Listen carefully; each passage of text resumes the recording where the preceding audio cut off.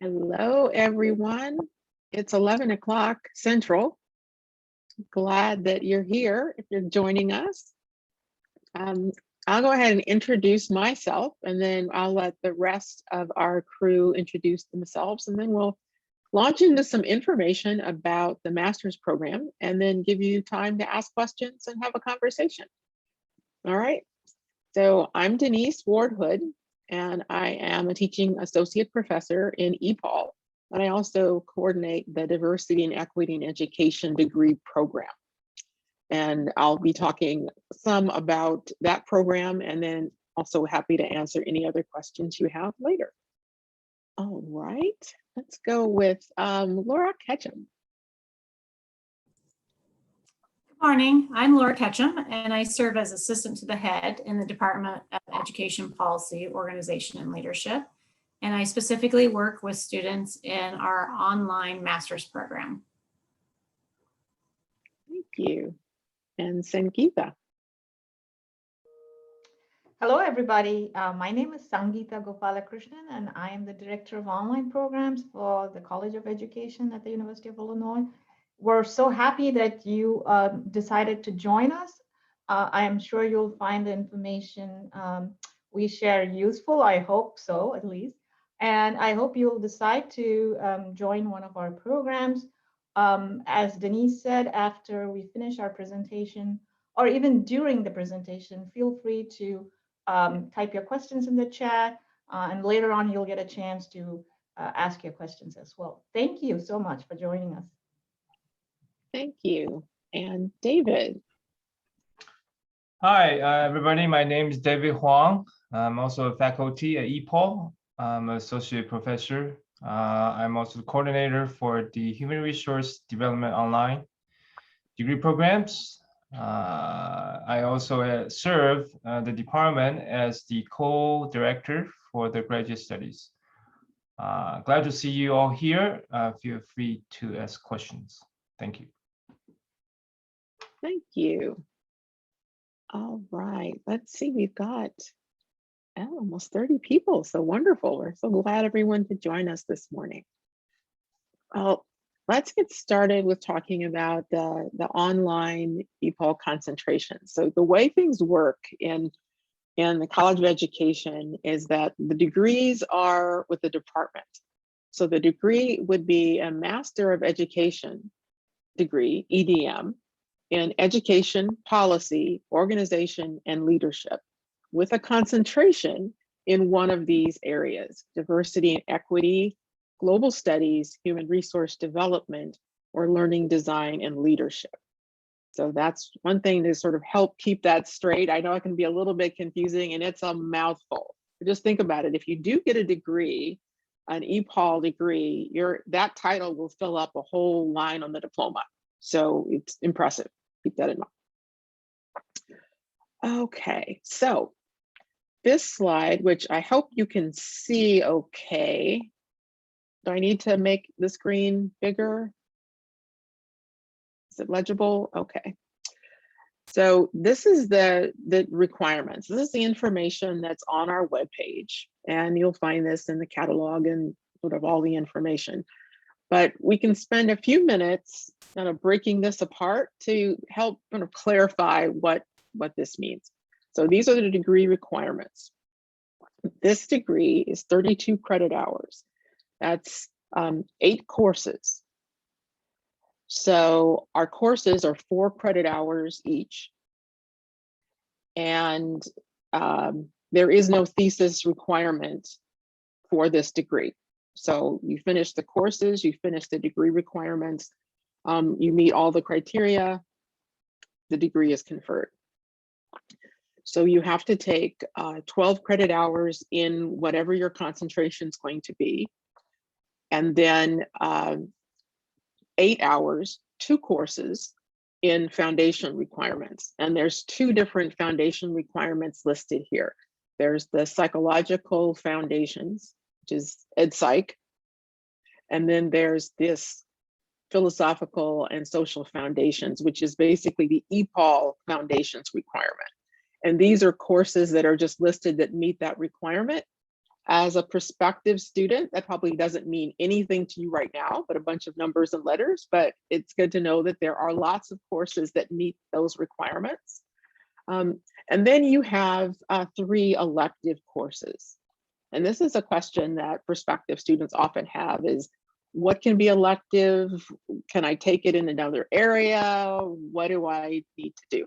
Well, first, keep in mind that those 8 courses, the 32 credit hours, are the minimum. So if you decide you wanted to take another class, you could. It's based on your interest, your budget, your time. Those elective courses, sometimes students are interested in taking courses from another concentration or something that interests you. Basically, in consultation with your advisor, any course that you don't use for another category, if you're not using it as a core and you're not using it, you can use it as an elective. So that really does give you quite a bit of flexibility. You do need to have a certain number of hours that are at the 500 level. Generally, students don't have any problem getting that. So that's, again, why you want to definitely have consultation with your advisor or Laura Ketchum to make sure that you're hitting all of those. And then the time limit. So the grad college allows 5 years for students to finish the degree. Very often students finish a lot faster than that. But it's good to keep in mind that if you need to change your pace, have a term or a semester where you don't take courses, that's fine. And if you do run into any kind of issue, requesting an extension is not a problem. So we're very interested in that everyone that begins the degree can finish the degree. And we know sometimes life happens. Okay, so before I launch into D&E, let's see, questions, comments about the just general degree requirements for the EDM.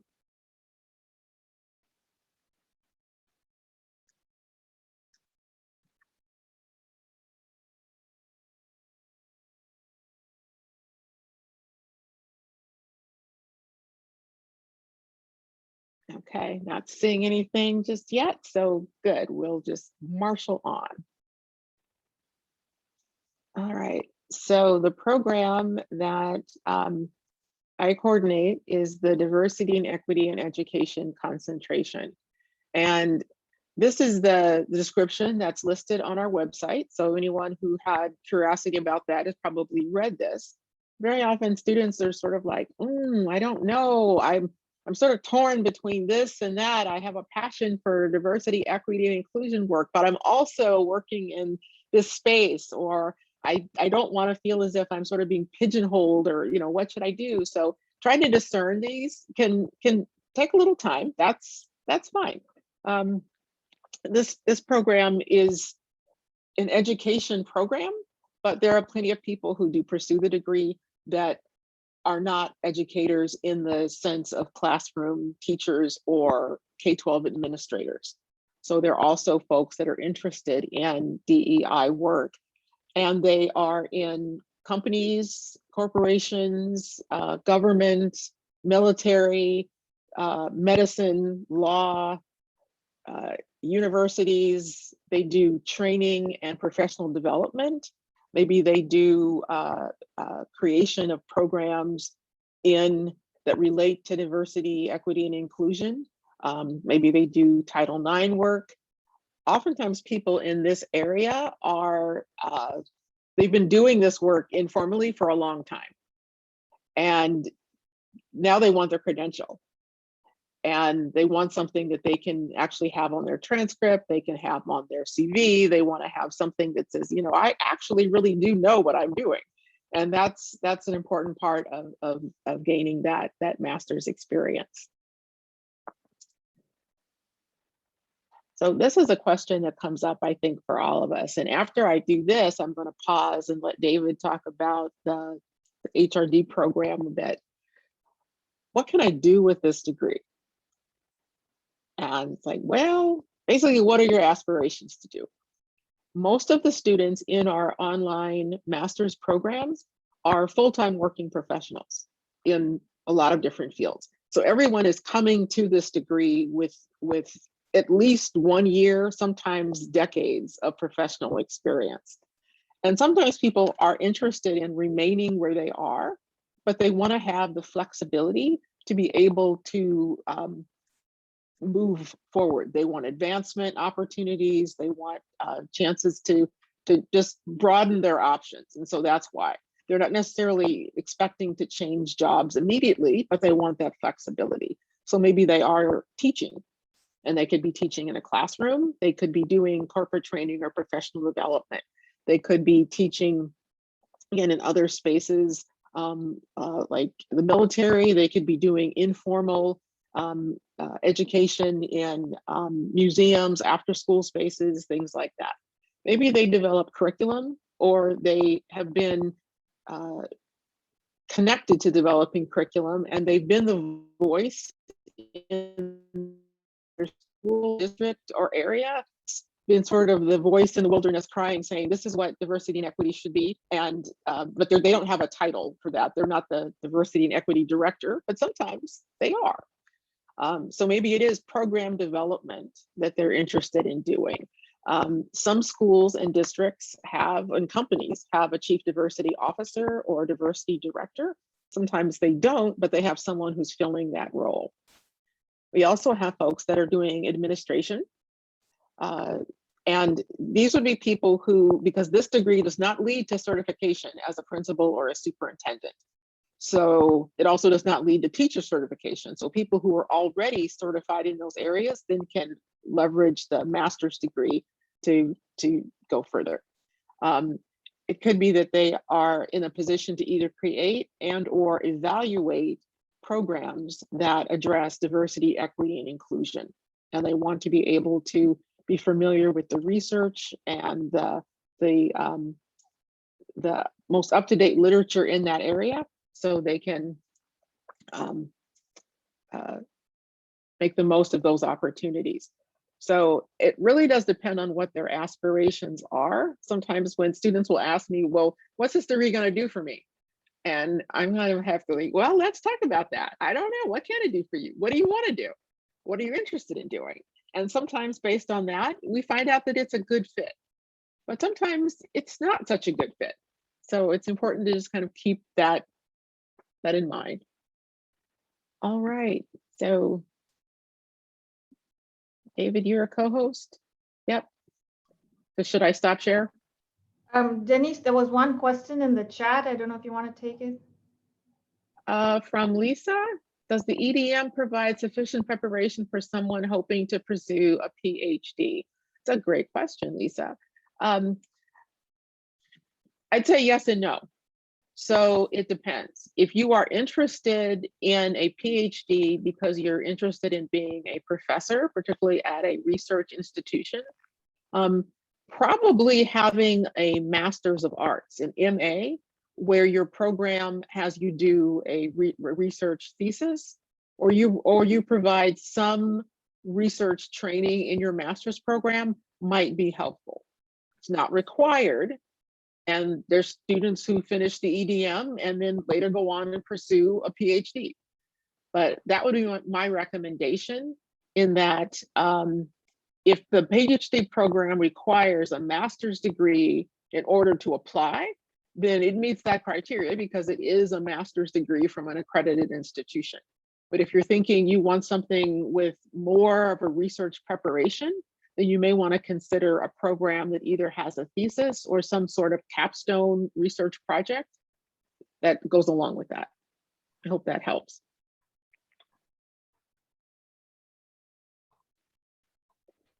And then Emma wants to know about how our advisors assign.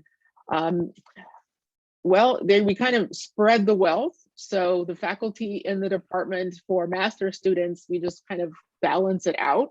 And then if a student, once you're assigned a faculty advisor, if you find that another faculty member is a better fit, it is no problem to change advisors at all. It's just a form. It's not a problem at all. But between that person who's your assigned faculty advisor and Laura in the EPOL office, that provides a nice structure of support. So places to go, a point of contact if you have questions. We also have the Grad Student Services Office, what we call GSSO. And that's another set of full-time staff that really do help master students navigate all of the administrative aspects of the degree.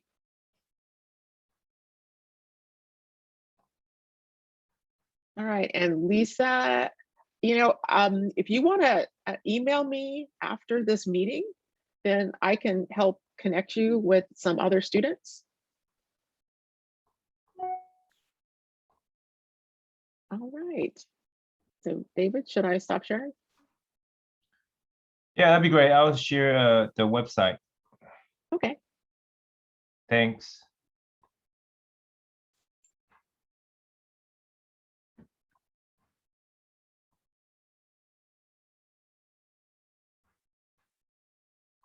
Can you all see the first page for human resource development? Yes, great. All right. All this information is available online. I'm going to paste the link to the chat box. You're going to study more after the session today. Denise has introduced the structure of the degree program for diversity, equity, education, and HRD follows the same structure. The overall credit hours is at least 32. Among them, you need to meet the foundation course requirement. At least 3 courses need to be at the 500 level. In addition to meeting the concentration requirement for the HRD. So human resource development has 3 conceptual and empirical pillars. First is about training and development. We have courses on instructional system design. We have courses on learning technologies, e-learning development, programs development for facilitating learning and development related activities in organizations. We define organization very broadly. You can think about formal education settings, K-12, K-16. You can think about corporate training environments. You can think about many non-formal and informal learning environments. Denise mentioned one, for instance, the learning processes, at least from the perspective of HRD, we can design it in museums. That's the non-formal, informal learning spaces. So that's the first pillar, training and development. We also look into training transfer, training and development program evaluations. The second pillar of the HRD is organization development.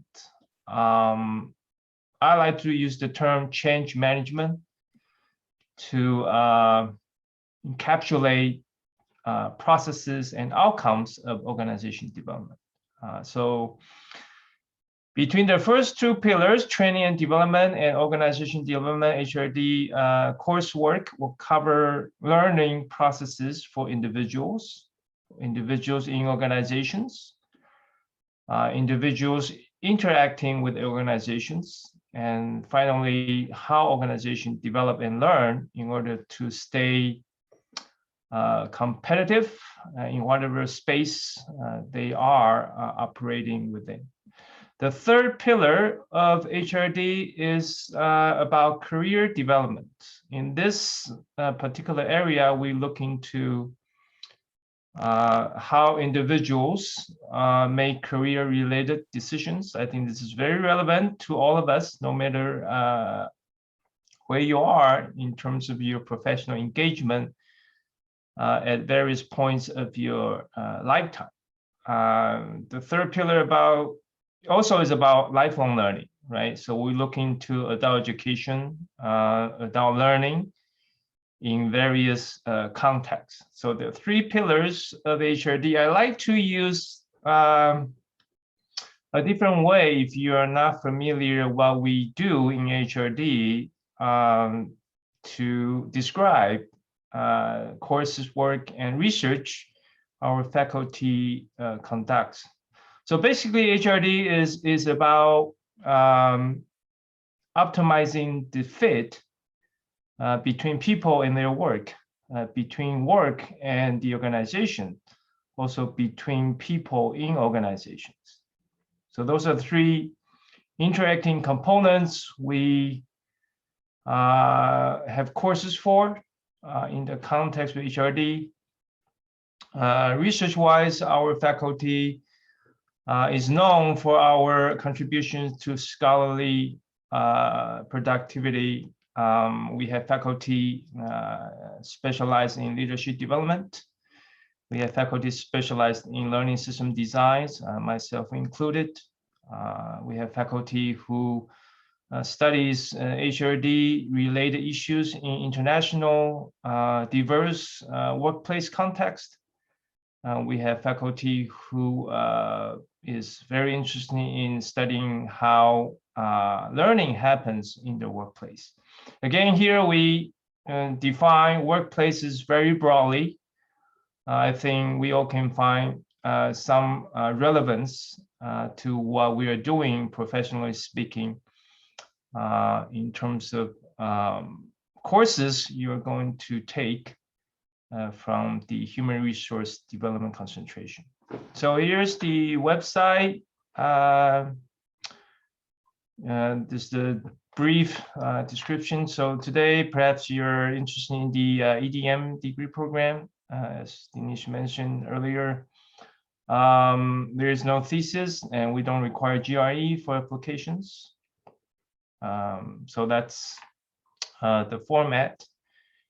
If you're interested in the coursework, here is the online courses for HRD students at the master's level. You can choose courses. For instance, the first one is about the principle of HRD and also work analysis, and students can choose either based on their interest. We follow the same style for all the three concentration courses in HRD. The rest of the list, you can see they are our electives. The next thing I'm going to talk about is your potential career pathways once you have the degree, master's level from HRD at Illinois. Very similar to what the excuse me, what Denise has described. The knowledge, the skill, the abilities students develop from the HRD program, I would say also from all our EDM programs, they're very transferable from context to context, from organization to organization, from industry to industry. So for some tangible examples, if you're interested in helping individuals learn, we have courses on designing learning systems, instructional system design, learning technologies, development of e-learning programs, innovations in e-learning. So that's a cluster, if you will. So job-wise would be positions for instructional designers, learning technologists, e-learning related program coordinator, even manager. I do want to emphasize that if you're interested in the route of designing and managing learning systems, our coursework is very different from other program areas from other institutions when it comes to designing learning systems. Our expertise is actually in the management and facilitation of the design process, in addition to the technical aspect of designing learning systems. If you're interested in the organization level types of professional engagements, they are positions such as change manager, that's very common. All organizations should have them, in my opinion, again, but the role of change management could be prepared through the HRD degree program. Our students also are engaging in many consulting related roles across organizations, whether they are serving as the internal or external consultation capacity, it depends. Usually the bigger the organizations, more likely those consulting capacities will be internal. We have students graduating from EDM, working with big companies such as Apple, such as one of the department stores in North America.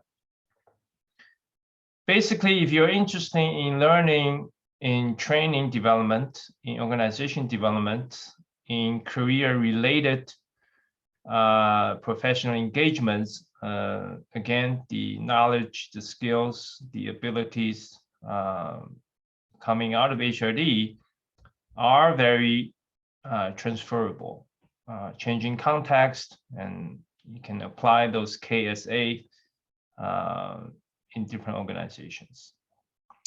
So I'll stop here. Do you have any questions?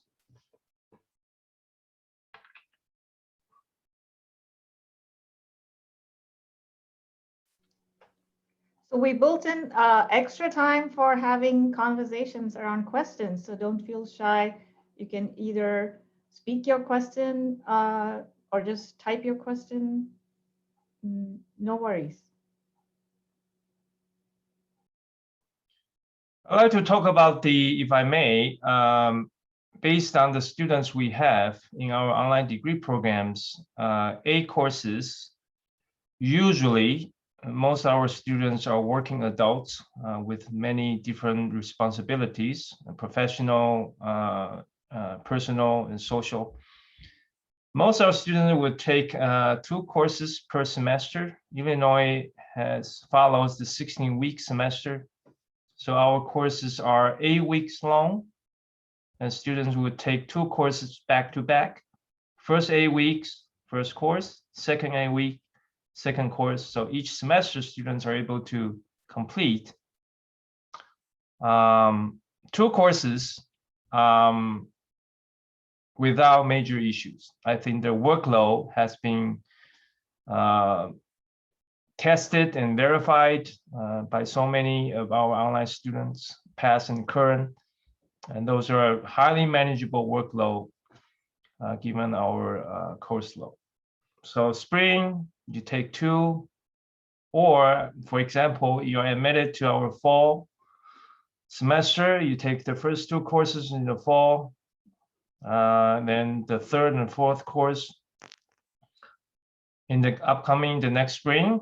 And in the summertime, we also offer mostly foundation courses.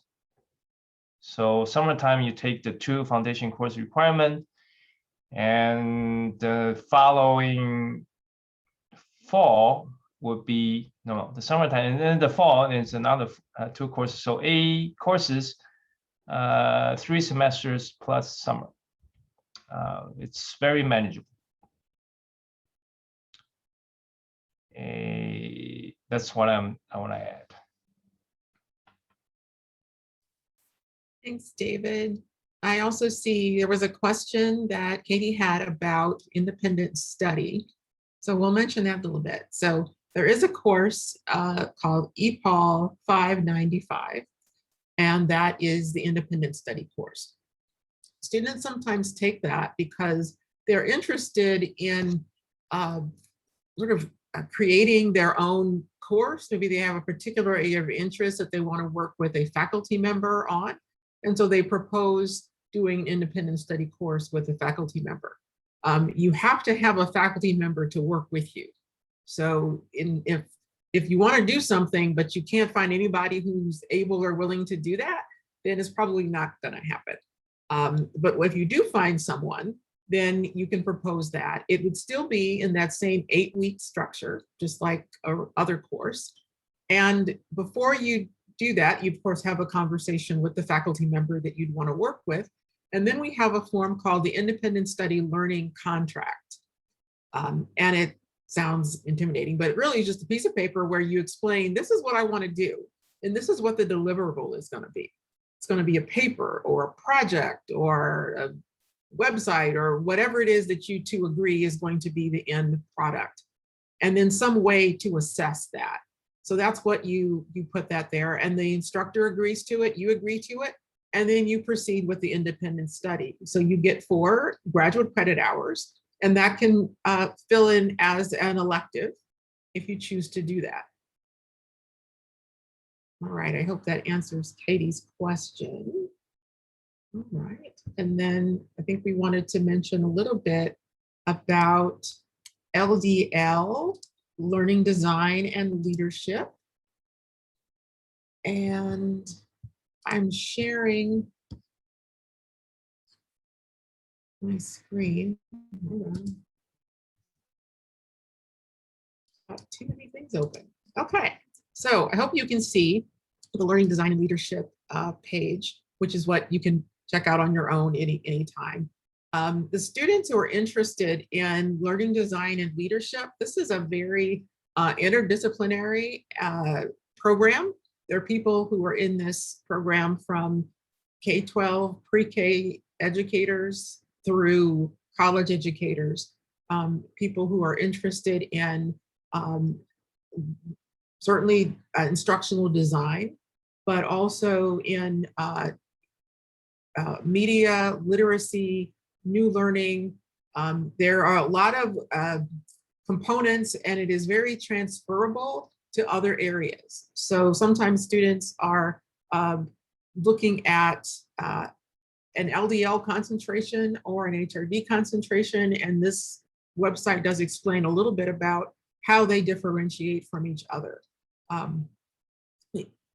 there specific questions about LDL that someone has that I can address? Does the EDM program provide a pipeline for someone to pursue? Well, like for our EDD program, all of our doctoral programs here in the College of Ed, students must have a master's degree before they can be admitted. So in that sense, then yes, we do have students that start with an EDM and they've always intended to pursue the doctorate, or maybe they along the way realize, you know, I think I would like to do this. And so that's they're finishing their EDM, they apply for the doctorate degree. I want to make sure that I'm addressing LDL as best I can, given that Professor Cope coordinates this area, and you can certainly contact him directly with specific questions. I'll also show the website for global studies in education. And this is one of the areas that Dr. Witt, who coordinates global studies, no, actually it's Dr. Davila, isn't it? Yeah, I think it's Dr. Davila. Because students are thinking, I'm interested in global international issues, but I'm also interested in diversity and equity. So what should I do? So if you think about it very broadly, global studies is thinking about many of the same issues, but they are in global spaces. So other countries besides the US context. Diversity and equity in education very much focuses on US domestic American context. So if that gives you some idea, many people in global studies are interested in being study abroad directors or in working in international schools. Diversity and equity folks generally tend to be local, but not necessarily. So one of the things that we also should mention briefly is that students in the EDM have an option of taking a second concentration. So let's say you are just absolutely over the top crazy about HRD, but you also think maybe global studies might interest you. So what you would do is your primary concentration would be human resource development. And then you would follow the program of study by taking the core classes for global studies. So these would be your electives. So you'd have to take 3 courses from this area. So you would not have to take more courses. Your EDM would still be 8 courses, 32 credit hours. But you would have a primary concentration in human resource development and a second concentration in global studies and education. Both of those would appear on your transcript. See, Brian has a question. Hi, I'll be, excuse me, I'll be the weird one who actually talks instead of types. But I'm old. Glad to hear your voice. Thank you. Just have a follow-up question about that. I was originally very interested in your diversity and equity concentration with the emphasis in HRD, but I couldn't apply at that time. And now I just found out that the emphasis had been dropped. But so are you saying that, because my primary interest is in diversity and equity, but then there is flexibility within, like I've printed out the courses under D&E, there is flexibility for me to then bring in that emphasis with HRD? Yeah, and it's a great question. So if you've been looking at our website from a year or so ago, you may have noticed some changes over time. So instead of having the emphasis, now you can have the secondary concentration. So Ryan, if you were interested in DE as your primary concentration and HRD as your secondary, then in the area where you'd be taking those 3 elective courses, those 3 elective courses would come from the core classes from HRD. And then you would have 2 concentrations. We think that that actually works better for students. You have 2 transcriptable concentrations rather than sort of having a sub concentration, and that works out well. So I hope that answers your question. Yes, thank you. Now that I asked the question, I realized you had just explained that, but thank you for explaining it again. No problem at all. And Margaret wanted to know about foundations courses. No, I think what David was mentioning is there are a lot of foundation courses offered in the summer, but it's not exclusively in the summer. So there are foundation courses that are offered fall, spring, and summer. I want to echo Ryan's question and also response from Denise. From the perspective of the co-DGS for department, I would like to encourage students to mix and match, consider coursework from multiple concentrations. For instance, D&E has 3 courses for the concentration, plus 3 courses from the HRD concentration, you have 6, plus 2 foundation courses. You still have 8 courses, but you got 2 concentrations. In my opinion, that's a better deal. Again, but it also has to speak to your interest, right? So if you're interested in D&E work in the context HRD, then the primary concentration or the first concentration could be in D&E, the second could be HRD, or the other way around, you are interested in, primarily in HRD, then the second concentration could be in diversity and equity. And among other GSC, Global Study Education, Learning Design Leadership. There is a little bit paperwork, right? You need to declare your concentration, but we are very fast, I would like to say, in facilitating those type of approval process. So keep in mind.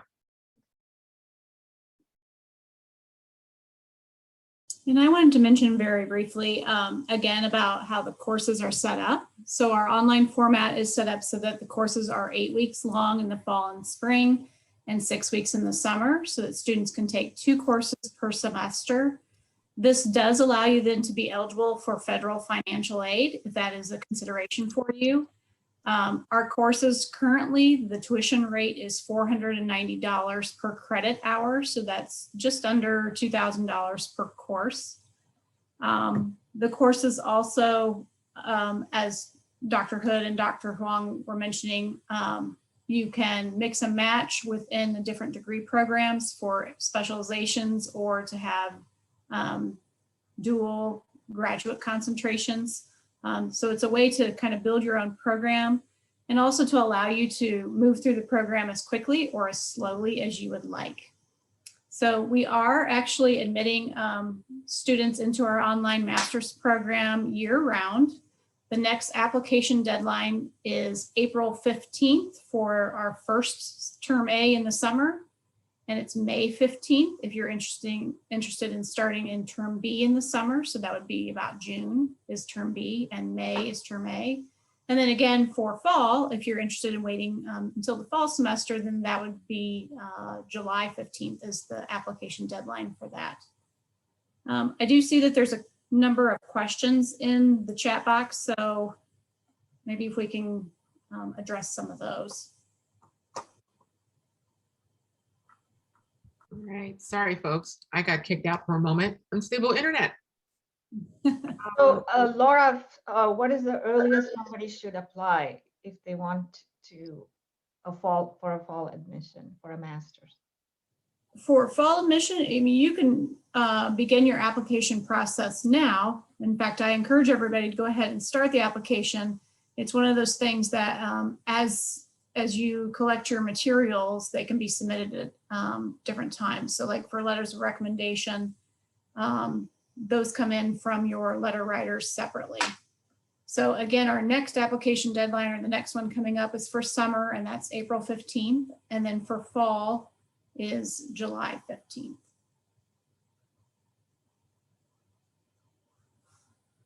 I would agree definitely with Laura you can start your application and then you can also monitor when your recommenders submit their materials. So you can ping them again in case they've forgotten.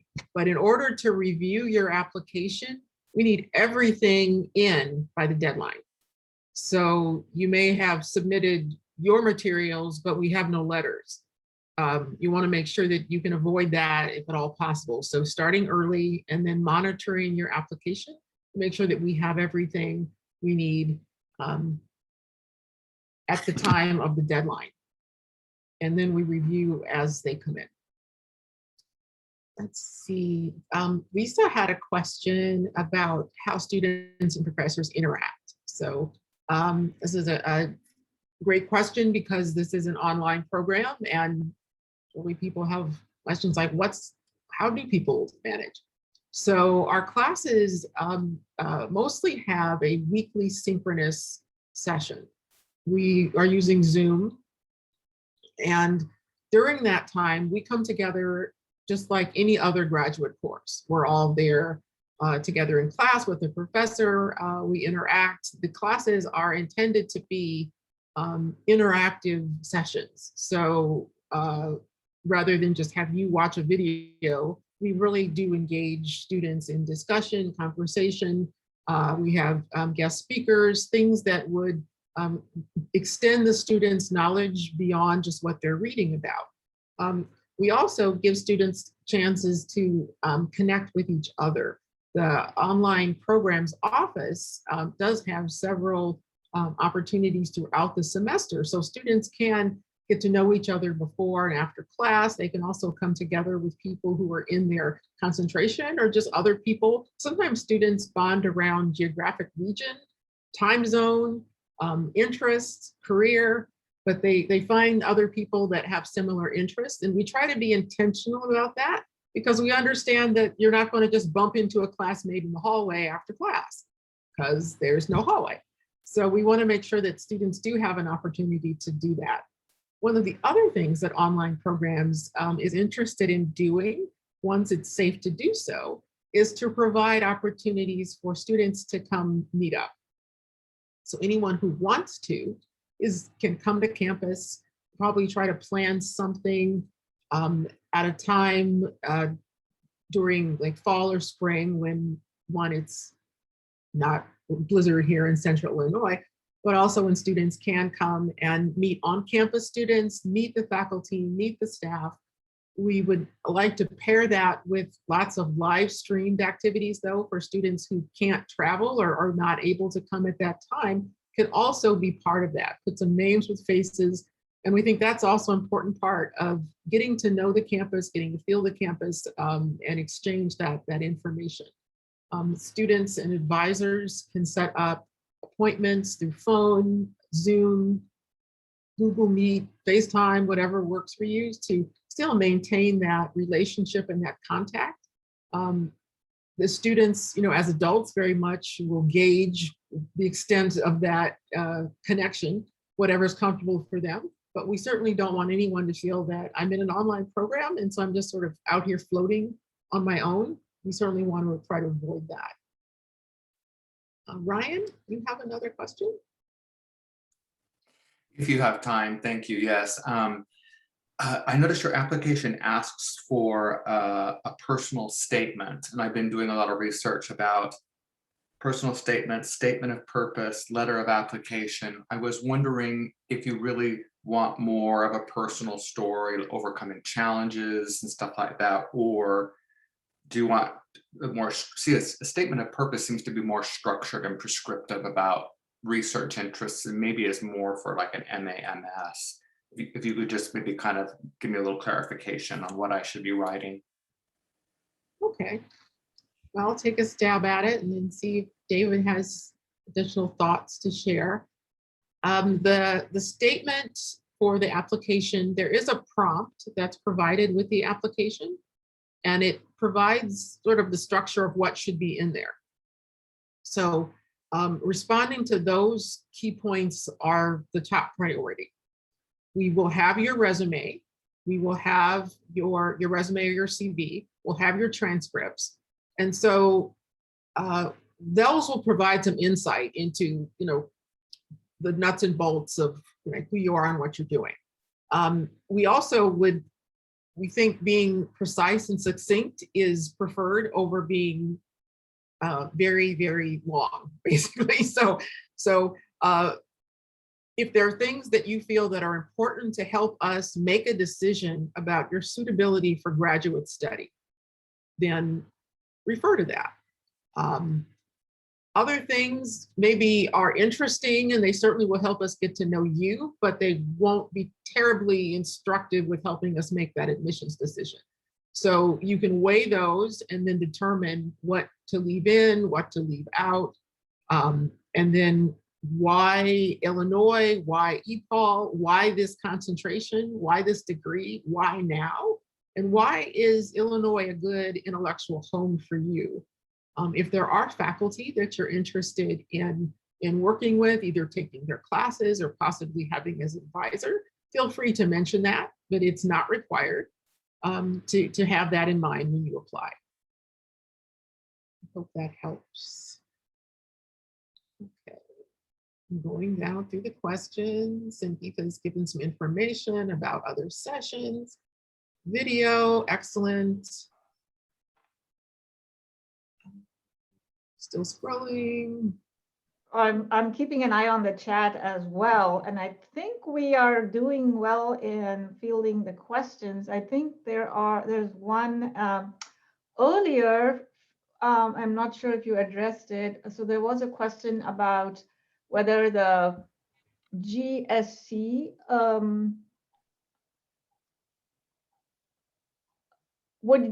Justine had a question earlier. Would you recommend for GSC for someone who works in K-12, specifically high school? Is that something you guys can address, or should we redirect that question? Well, I can take a thought of it. Is it, Justine, are you thinking if you're K-12, GSC would not be a fit? Because they're definitely focused on K-12 educators, teachers and administrators, and people who work in that space. So that would be fine if that what you're asking. And then towards the end, Sarah Kinney has a question. I see. Will all areas of focus qualify to add to the general administration endorsement? I think I just addressed that. So Okay. under the learning design and leadership concentration, we have the technology specialist endorsement. That's the only one that actually is an endorsement for a teaching licensure. The other programs do not have teaching licensure endorsements, but often within some of your employment areas, the courses, just having a master's, of course, then will bring you up to a different rank within your profession.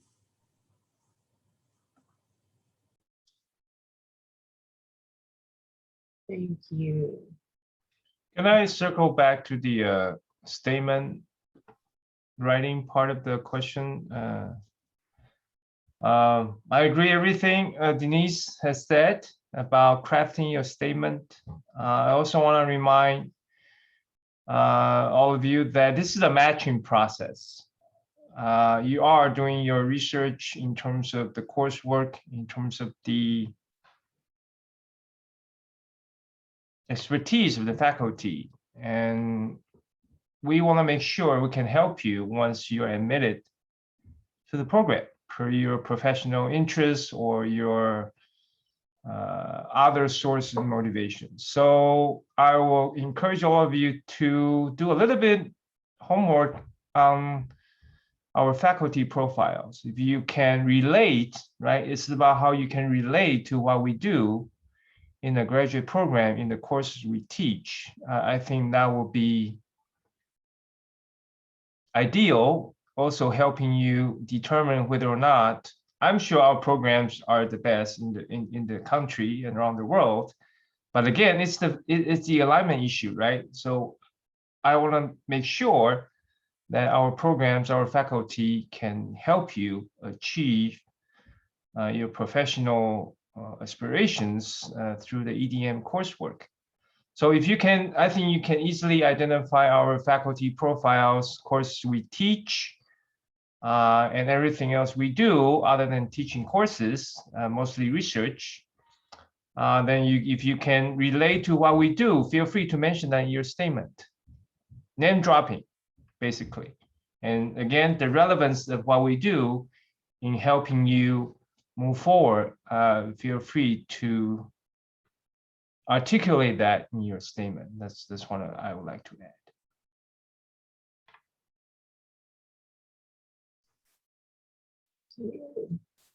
Well, I see we just have a few minutes. So other questions or comments, things that we can help you as you discern if this program is the one for you.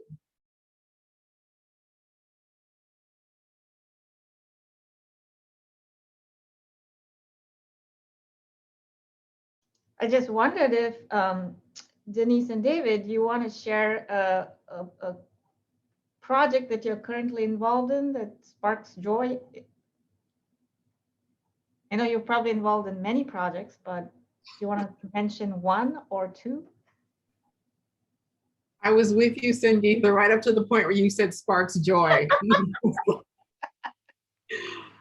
don't know if it's joy.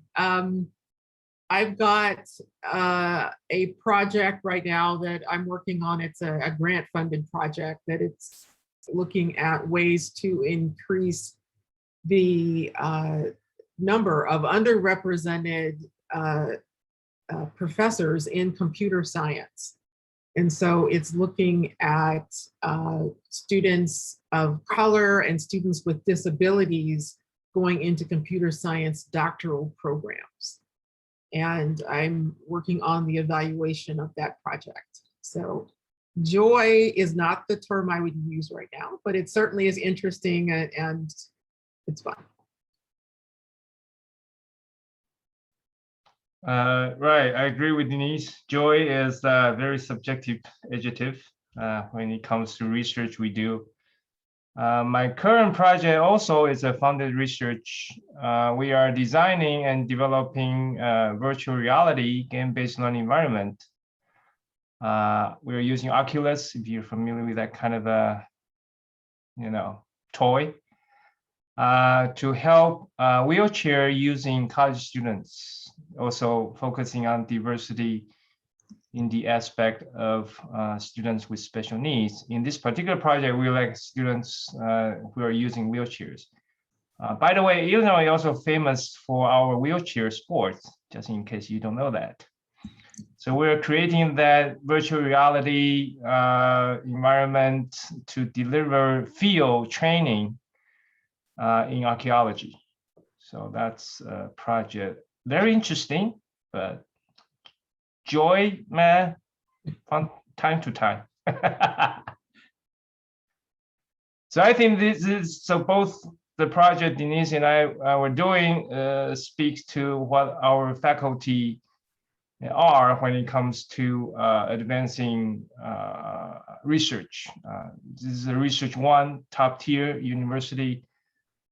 Your faculty, our faculty, are experts in many areas of research.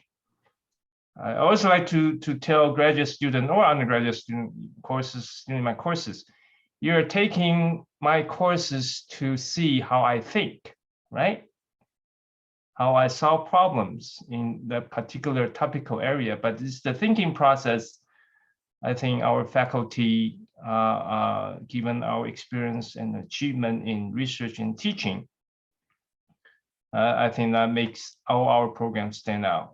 Again, Illinois programs are the best, right? ILL. I just thought of one last question that sometimes students ask are the faculty that teach, yay, Katie, if the faculty that teach in the online programs, the same that teach on the on-campus programs? And the answer is yes. So it is the same.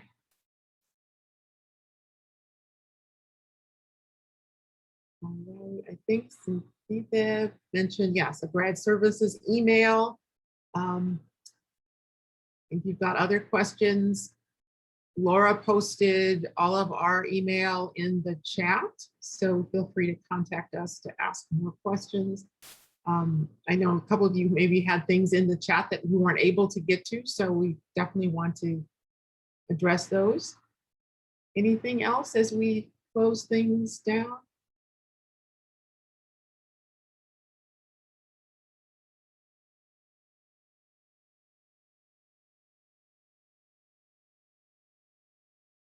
All right, well, thank you, everybody. Hope you have a great rest of your Wednesday, and feel free to contact us with any questions.